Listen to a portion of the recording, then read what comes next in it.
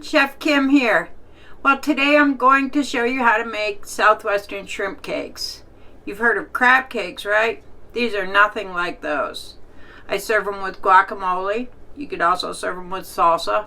They're a great little cake, and I love cakes. I make sweet potato cakes, scallop cakes, rice cakes. You'll get to see them all eventually. So sit tight and enjoy the show. The first thing I'm going to do is peel the shrimp. Now for this recipe, you should get the most inexpensive shrimp because all you're going to do is grind it up. Anyway, I wanted to give you a little tip on peeling shrimp. Now most often when you buy shrimp in the grocery store, they're already split. So it makes it really easy to peel. What I do is pinch here and then pinch the end of the tail and boom, they're off. Voila. Pinch, another pinch, and that's it. They're so easy. So there's the shrimp all peeled, ready to go. I take everything off too. Now you can chop these by hand or you can put them in the food processor, which is what I'm going to do. Now the key to putting it in the food processor is it helps you, but you better be careful not to over puree it. So we're just going to do the pulse. 1, 2, 3. Let's take a look.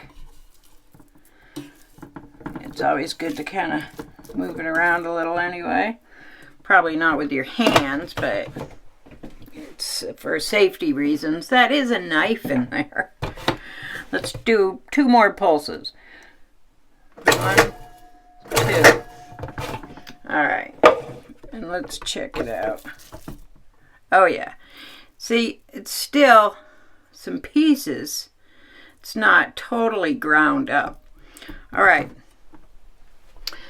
Well, I'm going to chop up a few veggies that we're going to need for our shrimp cakes. We need some jalapeños. And you can keep the seeds in if you want. I'm doing a small amount, so I'm just going to use this much. Now, what you want to do when you're cutting something is cut it in strips. This goes for most things. Now, the smaller you want the dice, the smaller and thinner you make the strips. Jalapenos, you definitely want small mince. So, I cut those slices very thin, and now when I go back this way, I'm also doing it very small cuts, so I will have a very fine dice when I'm done. It's the easiest way to do it, I believe, when you cut it in strips. All right, so let's put that in with the shrimp. We'll do a little bit of green onion. Now if the green onion is a little thick, you can just make a slice. That one's all right. And you do want to use the green part more than the white. Now some red bell pepper, and this is definitely for color. Take out the white. Once again, let's cut fine strips, a little smaller than the usual knife I use. I love my big French knife, but this is a great little knife too. Now some cilantro. And what I do is I just always leave the cilantro in a bunch. And then when I need some, I just bunch up the end and I chop up whatever amount I need. And then that's it. Put it back in the bag and put it in the refrigerator. Now, while my pan is heating up, I'm going to add the rest of the ingredients. I need a little bit of corn. And you can use frozen corn, or if it's in the middle of the summer and you have fresh corn on the cob, use some of that corn in here. And then a little bit of garlic. I like to have a little garlic. Some salt. Now it's hard to tell on this one if you have the right amount of seasoning because I'm not going to taste raw shrimp. A little pepper. Some cumin. Cumin's great in this. Alright. And then binding agent in this is egg and mayonnaise. Let's see. Now in the recipe, we have the exact amount, but I never use recipes. Not in the restaurants when I was creating everything. It was only when I put it down on paper that I had to get real exact with recipes. Alright, a little more. And then we're going to add a little mayonnaise too.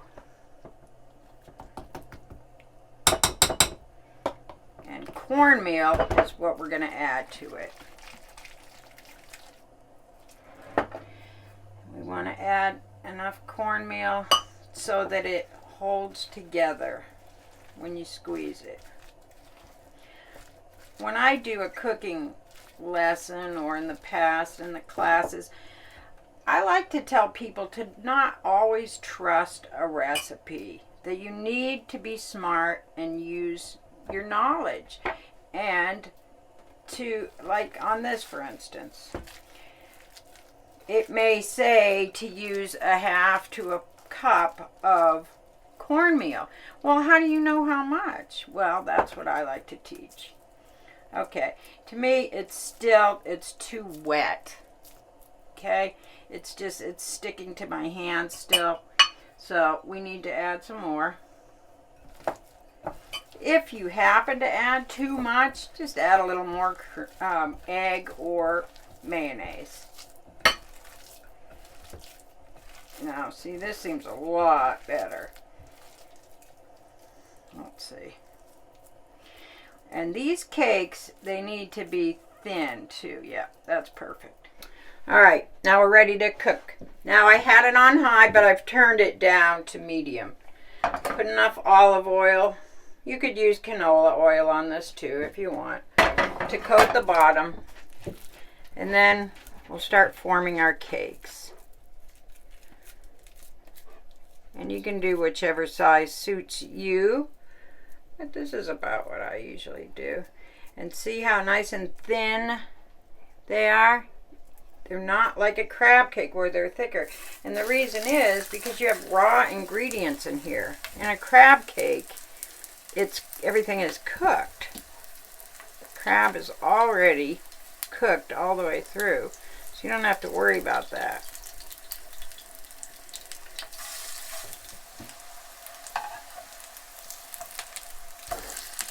Oh, look at that. Oh, they're so good. The smell.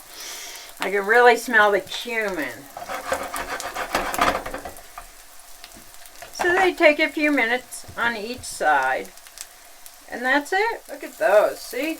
You want them nice and golden brown. And that cornmeal and the egg, oh, they're so crispy right now. Well, here's the finished shrimp cake served up with a little guacamole. You definitely need to give these a try. Try them, pass them on, share the recipe. I love you guys. Thanks for watching. Happy cooking.